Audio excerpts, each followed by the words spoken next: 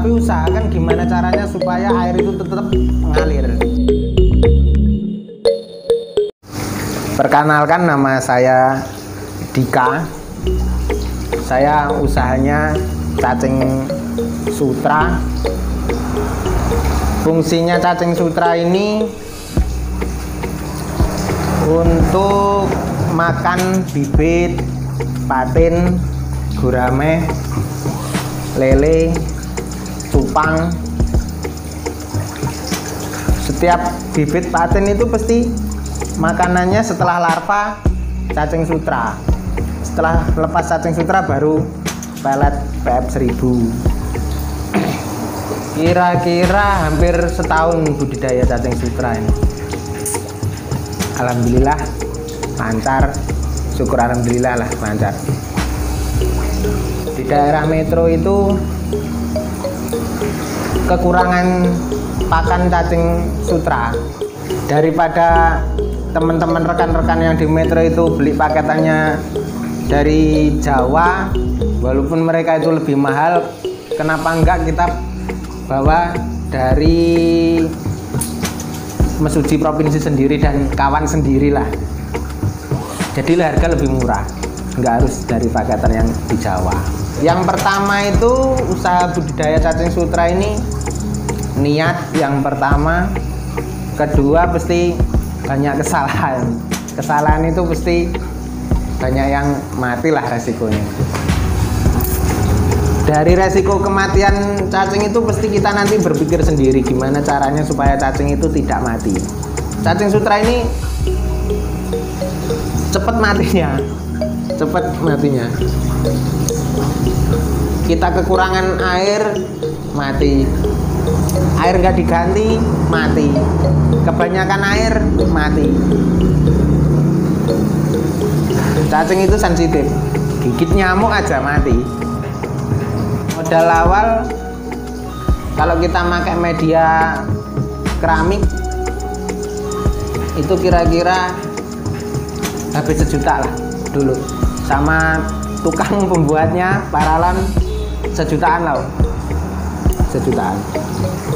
Intinya walaupun ini di kolam, tapi usahakan gimana caranya supaya air itu tetap mengalir. Makanya pakai apa ini, sanyo dalam air ini, fleksibel kecil lah, sanyo dalam air itu. Itu fungsinya apa tau? Buat supaya air ini tetap berputar terus.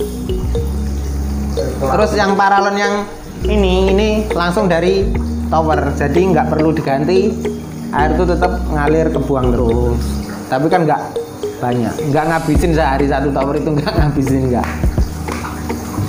Kalau bataknya itu sebenarnya buat tinggal ikannya biar kan, karena bataknya itu berlubang-lubang, jadi ikannya itu apa di situ loh, buat rumahnya ikan intinya batak-batak itu.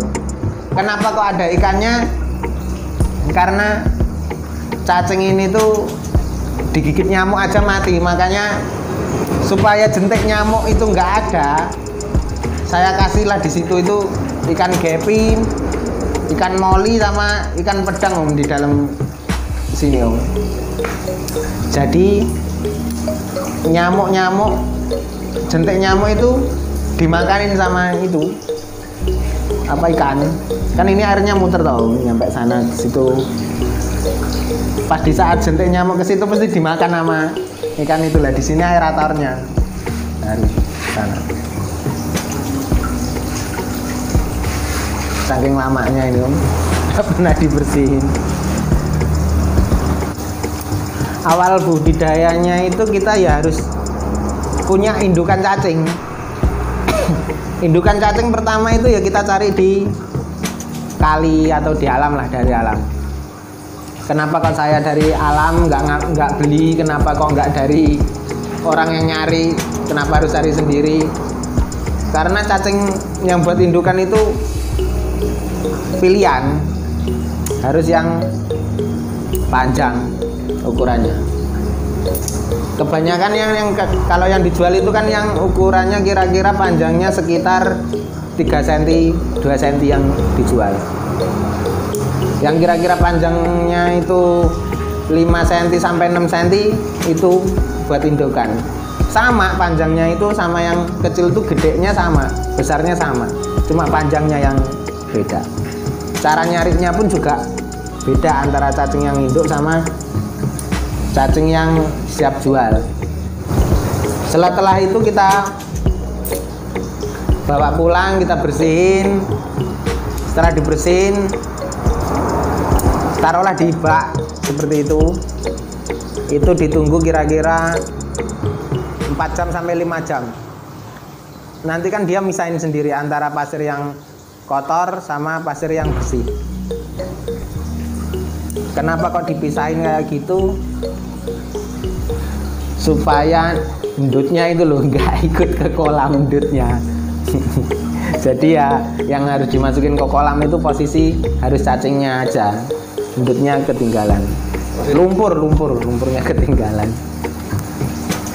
Pakan aja berupa ampas tahu sama sayur-sayuran yang sudah difermentasi. Cara memfermentasinya itu mudah kok, cuma pakai M4 sama molase. 10 kilo ampas tahu itu cuma 2 tutup M4 terus 4 tutup molase. Itu untuk 10 kilo ampas tahu. Ampas tahu yang udah diperas.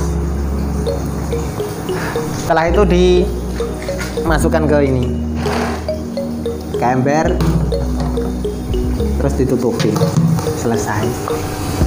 Bagi saya ampas tahu itu untuk makan sama tempat mereka untuk berkembang biak.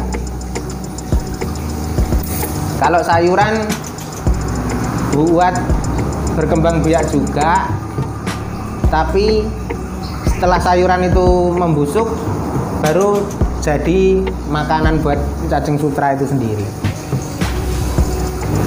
Kira-kira dari waktu kita penebaran bibit cacing itu kita panen sekitar 3 minggu sampai 4 minggu.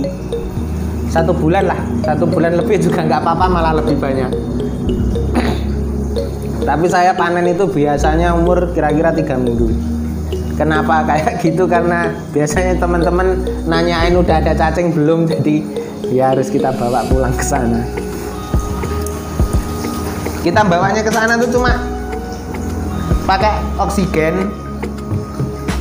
Cacingnya nanti tuh dibungkus pakai plastik. Plastik yang ukuran 2 kilo apa 3 kilo. Plastiknya ukurnya gedenya segini. Jadi cacing itu nanti ukurannya pasti segini. Cacing itu kalau kita jual 1 liter, saya jualnya 1 liter bukan 1 gayung. Teman-teman pada jualan 1 gayung ya nggak apa-apa, saya tak 1 liter aja. Sepak ini terus habis itu sampai sini nih oksigen ini nanti yang isi. Kenapa kok harus pakai oksigen? Karena pernah dicoba nggak pakai oksigen mati sampai Metro sana.